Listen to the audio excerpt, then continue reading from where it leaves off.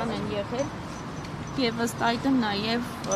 կասկածի տակ է դրվում ՍԴ-ի որոշումը։ Ինչ է ակնկալում ինձնից այս պահին։ Արձագանք նման հարց կբարձրացվի, արձագանք կլինի։ Այս պահին բոլորի դավոր եմ մաղթում։ Պարոն Շաթիրյան, իսկ Սեդա Սաֆարյանի հարցը կարծես թե մերժվել է աշխատակարգային որոշմամբ։ Կասեք, քանի դեմ ձայն է եղել, հա, որով մերժվել է եւ արդյոք Արտակ Զեյնալյանի եւ Վլադիմիր Վարդանյանի դեպքում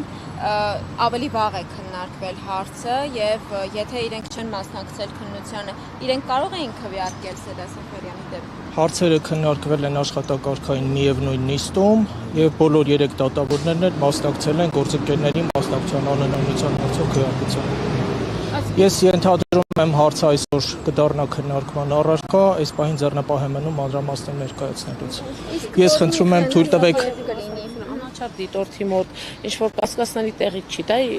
ի վերջո նրա եղբայրը կապվում է իշխանության հետ։ Լրագրողներ, մեկ անգամ եւս բոլորի դավոր եմ մաղթում, թույլ տվեք անցնեմ, այդ հարցին անդրադարձ կլինի։ Շնորհակալություն բոլորին։